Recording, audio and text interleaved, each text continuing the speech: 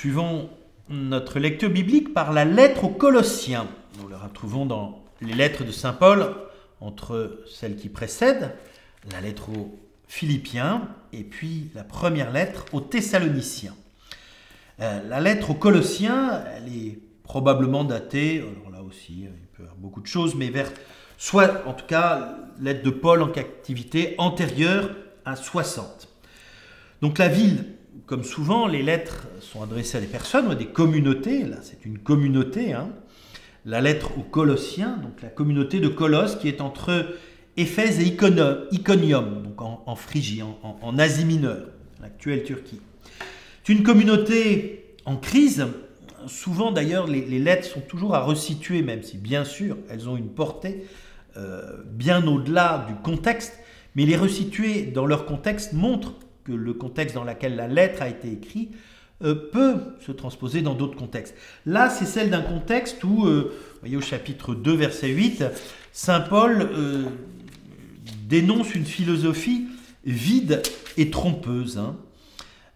Il dit, voilà, prenez garde à ceux qui veulent faire de vous leur proie par une philosophie vide et trompeuse, fondée sur la tradition des hommes, sur les forces qui régissent le monde et non pas sur le Christ.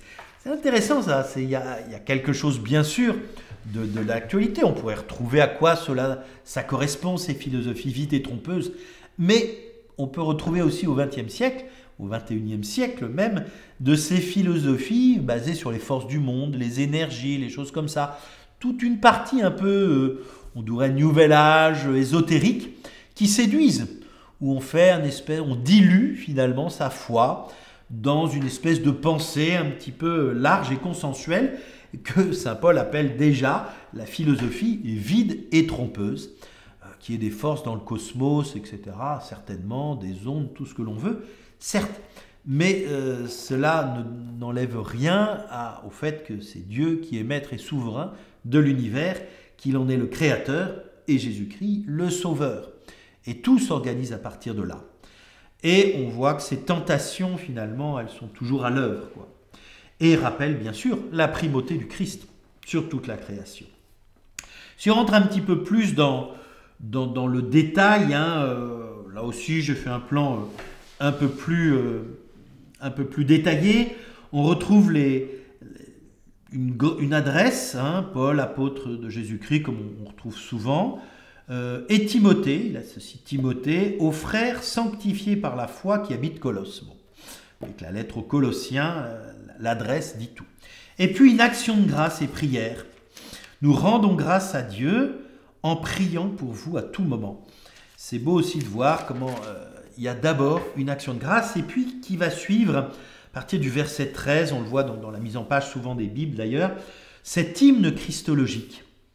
Le Christ, qui est à l'origine de tout, il nous a placés dans le royaume de son Fils bien-aimé. En lui, nous avons la rédemption, le pardon des péchés, il est l'image, voilà.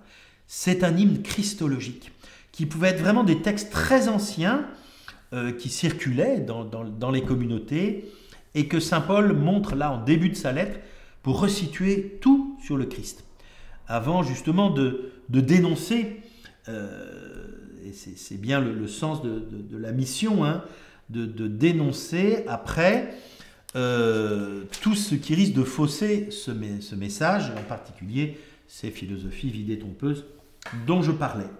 Donc jusqu'à peu près la moitié, jusqu'au verset 1,24 à 2,5, cette mission de Paul pour l'annonce du mystère, donc voilà, qui resitue, qui enracine à nouveau plutôt, et cet appel, ensuite les versets au chapitre 2, 6 à 23, là encore d'autres plans peuvent être trouvés, c'est jamais, ça dépend aussi de la manière et des critères que l'on utilise.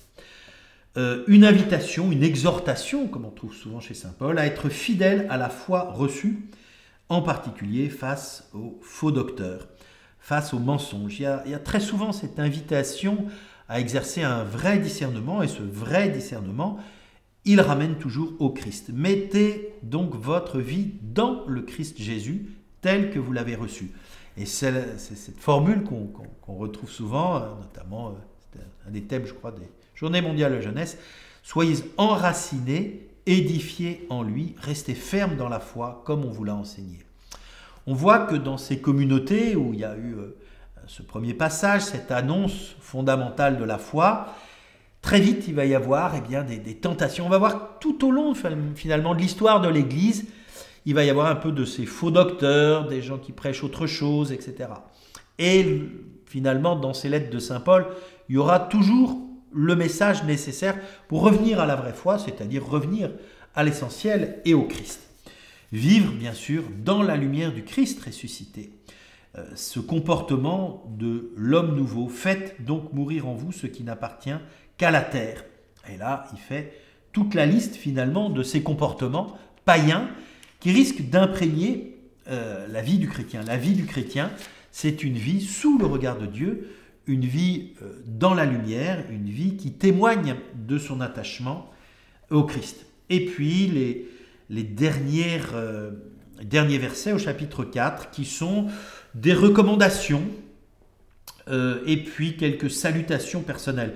Là, on a beaucoup de noms de personnes qu'on ne connaît pas forcément en dehors de cette lettre. Vous avez les salutations d'Aristarque, mon compagnon de captivité, celle de Marc, le cousin de Barnabé, etc. Et puis à la fin, saluez les frères de Laodicée, qui est une ville, et aussi Nympha et l'église qui se rassemblent dans sa maison.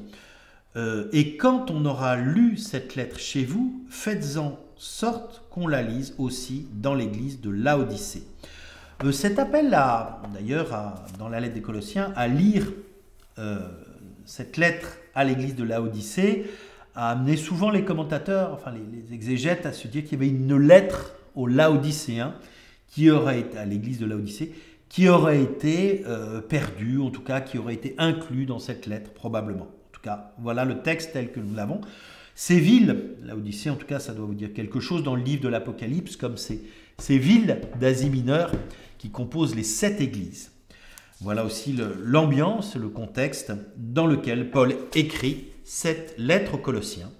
Alors bonne lecture de la lettre aux Colossiens.